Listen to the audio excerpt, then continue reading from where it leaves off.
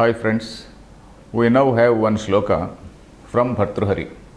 We know that Bhartruhari was a great philosopher king, a great poet also. He has written that Niti Shataka, Shrungara Shataka and Vairagya Shataka, and from that Niti Shataka we have been reading several shlokas.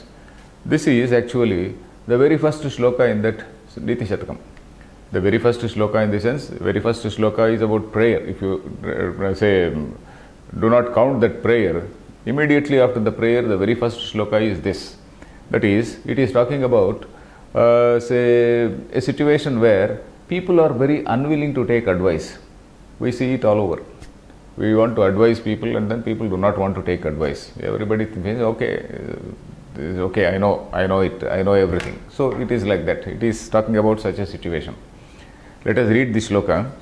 Bodharo matsaragrastaha prabhavasmayadushitaha abodhopahatashyanye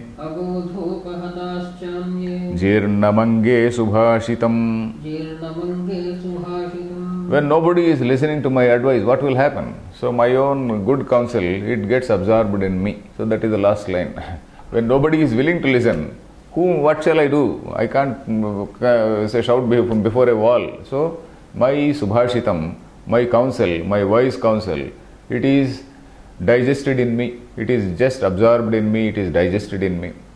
So having said this, of course, say Bhartruhari goes on to write about 100 shlokas about various things, about how good people are, about how bad people are, about how say brave people are, various other things. He has written about the ways of the world mostly, and about how money is very, very important in all social transactions. So he is, in a very matter-of-fact way, he writes. So here he describes a situation so where people do not want to take any advice. So first of all, he is talking about bodharaha. Bodharaha means what? Bodha is somebody who is a learned man, a very highly intellectual person. Bodharaha is plural. Bodharaha matsaragrastaha.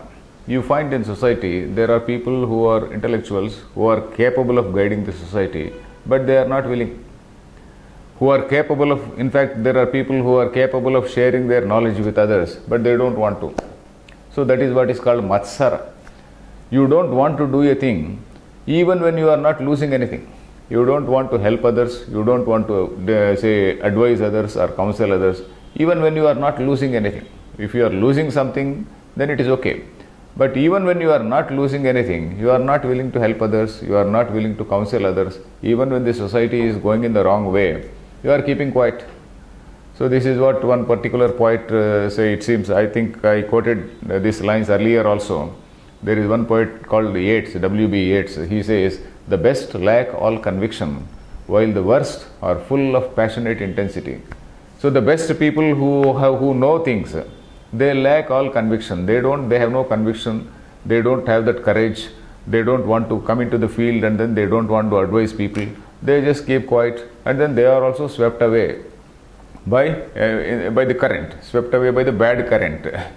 And the worst are full of passionate intensity. So that is what the poet says. The worst people who do all bad things only, they do things in their own way and nobody is willing to check them. So that is bodharo matsaragrastaha. The intellectuals, they are not willing, they are not very keen, they are not actively guiding the society. Then prabhavaha. Prabhavaha is the plural for prabhu. Prabhu means a lord, a king, or a ruler, or the head of the state, whoever, or the political leader, let us say. The political leaders, let us say, in general, prabhavaha, the political leaders, because all power, raw power is there in the politician, isn't it? All raw power is there in the politician. Prabhavaha smayadushitaha.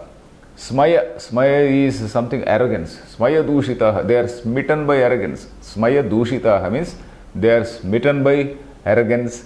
They are filled with pride, they are filled with so much of swollen headedness, let us say. We talk about a word called swollen head. So swollen head, when does it come? When a person is very, very powerful. We also say he is blinded by power. This is another word we use. Somebody is blinded by power. He doesn't want to see anything. He doesn't want to see anything, and then he thinks he knows everything. So blinded by power. Prabhavaha smayadushitaha. Then what about ordinary people? Ordinary people, most of them are ignorant.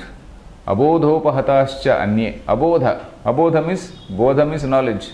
Abodha is lack of knowledge. Abodhena upahataha anye. Anye janaha. All ordinary people, they are all hit by ignorance. They are all smitten by ignorance. They are all battered by ignorance. We can say upahataha. Abodhena upahataha. They are all beaten. They are all battered by ignorance. And then this subhashitam, this good counsel, whatever good counsel, good advice I have to give, it is perished in myself. It has perished in myself. So that is what the poet says. So this is talking about a situation where the intellectuals are totally aloof, sitting in their own ivory towers, not willing to actively guide the society. And then the kings or rulers, they are smitten by pride and arrogance, and then they don't want to listen.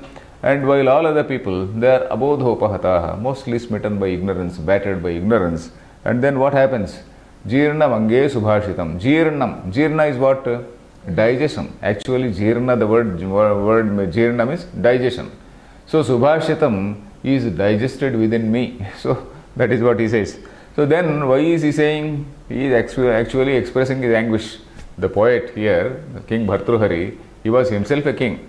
So he has a lot of personal experience, it seems. So he has written very, very wise poems like this. So Jirna mange subhashitam. So he says that this word, subhashita, good counsel, is jirnam in me. So by way of his anguish, he has written those poems. So let us read the poem again. Matsaragrastaha here, grammar, bodharaha is plural of bodha. Matsaragrastaha, matsarena grastaha. Grasta means they are swallowed by matsara. Grasa means what? Grasa means food. Grasa is actually grass, food, etc. Grasta is somebody who is captured, who is caught, who is smitten. Matsara grastaha. Prabhavaha smayadushitaha. Smayena dushitaha. Then abodhena apahataha cha anye. Upahataha.